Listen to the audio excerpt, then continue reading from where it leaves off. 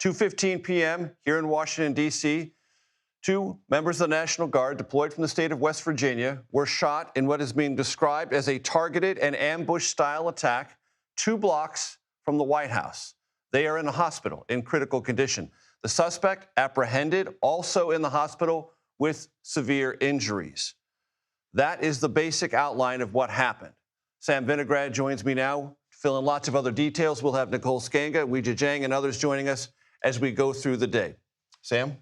Well, we just learned some new information, Major. We had a press conference from federal and local officials in which we learned that one suspect allegedly walked around a corner in a heavily populated area of Washington, D.C. For our viewers who aren't from here, this is one of the most saturated parts of Washington, D.C. when it comes to law enforcement presence. You have the U.S. Secret Service, you have the Park Police, you have Metropolitan Transit Police because you have 2 metro stops and basically a 4-block radius. There's so much law enforcement here, in addition to, of course, the National Guardsmen. But the suspect allegedly, according to the press conference that just wrapped, walked around a corner and started shooting at National Guardsmen. We also learned from the press conference that this does appear to have been a targeted shooting against the National Guardsmen, which is new information. What we still don't know, and it's likely, unfortunately, going to take days, if not weeks, to understand, is whether this individual truly acted alone, whether the suspect was in touch with others about the suspect's plans, and then dialing back from that, whether there were indications that this attack was going to be underway that law enforcement somehow missed. And the benefit of digging into all of that simultaneously, Major, is to try to prevent this from happening again. And Sam, the deputy chief of the Metropolitan Police Department, Jeff Harp, said, based on what they know now, early stages, one perpetrator in custody, no continuous threat to the public in or around the White House. We know a couple of other things I want to let the audience know. For a brief period of time, the White House was on lockdown for medevac purposes of moving those wounded out of the area of the shooting. Reagan National Airport was briefly shut down. No flights in and no flights out. That has been lifted. So lots of things flowed instantaneously from this shooting. Again, as I want to remind our audience, just 2 blocks north of the White House complex. Certainly, and there were some conflicting statements during the press conference. FBI Director Patel said the perpetrators of this heinous act will be brought to justice, and then the Metropolitan Police Department clarified that at this time there is one suspect in custody. So we have to wait and see whether there are other individuals that perhaps knew that this attack was being planned, or if the suspect did work with other individuals. That's a key point. Speaking of conflicting information, and those in our audience could be understandably confused about what they've seen on their phones in the last hour, the governor of West Virginia, Patrick Morrisey, put on social media that the 2 West Virginia guardsmen had died. Then, about 15 minutes, I'm not exactly sure how much time it took, clarified that to say they're getting conflicting information. And the latest from the press conference, as you just noted, critical condition. So that conflict of information, that misinformation, whatever the intentions of the governor were, whatever he was told, and on whatever basis he confidently declared to West Virginians that these guardsmen perished, has been pulled back, and they are in critical condition. I'm praying that the governor was wrong. Unfortunately, we saw FBI Director Kash Patel make a similar mistake in a different unfolding investigation. But in these moments, and I've unfortunately lived too many of these, there's certainly a desire to be transparent with the public. The public requires information. They deserve information. But spreading the wrong information can cause panic, can also cause a false sense of calm. So it's very important to have the facts correct in this moment. And it's really worth noting, Major, that there are about 2,000 National Guardsmen active in just D.C. alone. So right now, while this particular incident is being investigated, law enforcement and intelligence officials at all levels of government are likely working to ascertain whether there are any associated threats against other guardsmen in D.C. and elsewhere. In the aftermath of a high-profile event like this, wall-to-wall coverage, the potential for copycat attacks is also very real. That comes as Thanksgiving parades are happening, and it's a very high-threat environment even without an incident like this. So law enforcement and intelligence officials are working serious overtime right now. Very important point, Sam. Please stay with me if you'd be so kind. Nicole Sganga joins me now from the scene. Nicole, catch us up on what you have seen, what the atmospherics are there, and the latest information you've pulled together. Absolutely, Major. This was an a chilling scene. Just to give you a sense, we're in front of a park right now. We're about 2 blocks away from the north lawn of the White House, which explains why in the moments after about 10 to 15 shots rang out initially around 2:15 p.m. this afternoon at this metro stop, again, just 2 blocks away from the White House, we saw not only the National Guard mobilize, other members who were on what's called a high visibility patrol in their camouflage uniforms. We also saw MPD getting to the scene within seconds, and within minutes you could see members of the U.S. Secret Service, including those that were stationed outside of the White House, flooding in, members of their uniform division, members of the U.S. Marshals, ATF, and other federal law enforcement, including the Park Police. Just dozens of police cars were sort of streaming in behind me, as well as ambulances. And in that very small period of time, we know that at least one suspect, used a handgun. Shots rang out, about 10 to 15 shots. There were 2 members of the National Guard who were patrolling as part of the president's crime task force here in D.C., both of those members from West Virginia, as you mentioned, and they sustained critical injuries. They were transported to an area hospital, including at least one of them who was taken by medevac. The suspect also in custody right now at another area hospital, and we're told is also in critical condition. But a really scary scene just 2 blocks outside of the White House. I am told by senior federal law enforcement officials that at this time there's no nexus to threats to the president himself, to the White House, or to his staff. But this, of course, comes at a time in which law enforcement has seen an increase in the number of assault-style attacks. We know that the National Fraternal Order of Police has reported at least 58 assaults, ambush-style assaults on police year to date. The Department of Homeland Security frequently talks about threats against their federal law enforcement officials, including an over 1,000% an increase in the number of assaults against ICE enforcement agents, Major. So all of this happening at a time where not only Washington is on edge, but also the country is on edge, with the National Guard deployed not only here in the nation's capital, but President Trump also having federalized National Guard in several other cities across the country. Nicole, I want to ask you about a couple of things you mentioned. High visibility patrol for the National Guard personnel here deployed in the nation's capital. For those in our audience who may not know what that phrase means, describe what that means, and we should let our audience know that this particular area, as Sam Vinograd pointed out, is not a high-crime area in Washington, D.C., for very good reasons. It's close to the White House. Law enforcement is crawling around there all the time, so this is a highly unusual circumstance. And also, as I remembered from the press briefing just a few moments ago, the National Guard personnel who were wounded were wearing they were armed as they were doing these high visibility patrols. Describe what they were doing.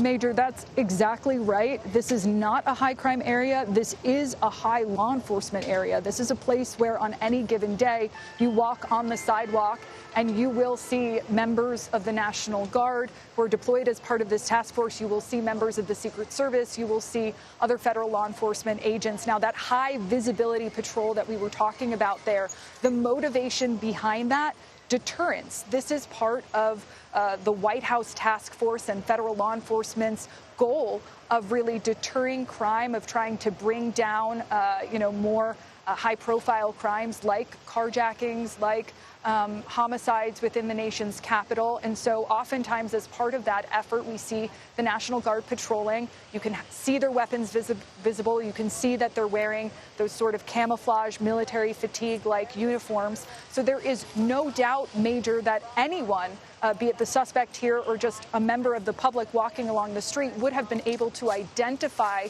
these 2 members of the National Guard. This is the opposite of a sort of undercover operation where National Guard is intended to be seen. That's part of the idea here, to reduce crime by showing this united front. And just to give you a sense of how many members of National Guard were here and how much law enforcement was here, it was within seconds that other members of the National Guard were able to run to this scene and to respond as these shots were being fired. And our camera crews that happened to be near where all of this played out actually watched as members of the National Guard, as well as EMS and other MPD officers, actually gave CPR to at least one of the victims here in what was a really chilling and fast-paced scene, Major. Nicole Sganga reporting from the scene. Thank you very much. I want to play sound from Defense Secretary Pete Hegseth about a declaration that President Trump made to him about sending more National Guard personnel to the nation's capital as a result of this shooting near the White House. Please listen. We will never back down. We will secure our capital. We will secure our cities. In fact, this happened just steps away from the White House. It will not stand. And that's why President Trump has asked me, and I will ask the Secretary of the Army to the National Guard, to add 500 additional troops, National Guardsmen, to Washington, D.C. Weijia Jiang joins us now from the newsroom here in the CBS News Bureau in Washington, D.C. Weijia, the president has, for weeks now, been describing the deployment of not only the National Guard, but the coordinated federal task force dealing with crime in the nation's capital as an unrivaled success, describing how safe the city has become. A transformation, he has said many, many times. And what is true about heinous and random violent crime is it confounds police and it confounds even a president, because it happens even with the best efforts and the most elaborate plans to keep things and people and streets safe. That has played out quite obviously today.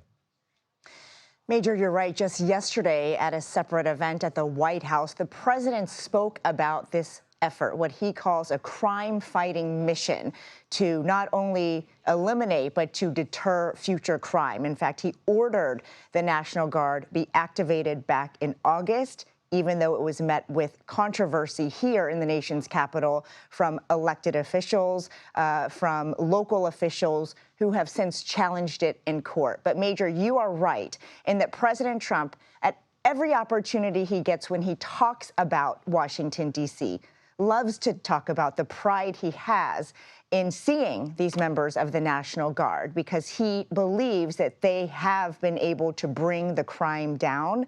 And he has said repeatedly that he does, in fact, have the authority to activate them, not only here, but across the country, because he argues he is the commander of in chief. And so while that plays out in court, certainly they are here, they are present. In fact, he just signed an order this month to extend their presence through the end of February. And to your point that you were talking about with Nicole, these are folks that you see every single day.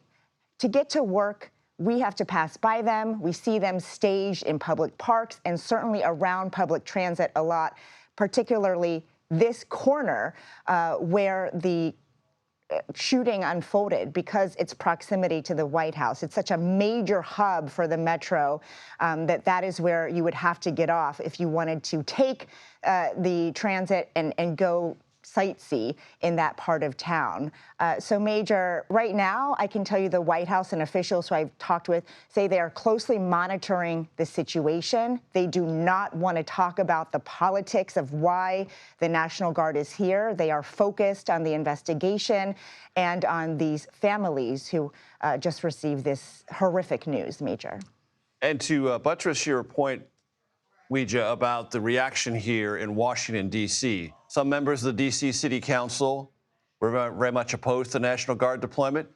Mayor Muriel Bowser was cooperative to a point, saw the need and the assistance as being beneficial, maybe in a deterrent way, maybe also in a specific way dealing with some persistent crime problems, maybe some teen violence, things dealing with carjacking, the federal task force helping her in that respect. She's walked a very fine line with these deployments. And as you said, anyone walking around the White House, the National Mall, or surrounding areas sees the National Guard all the time.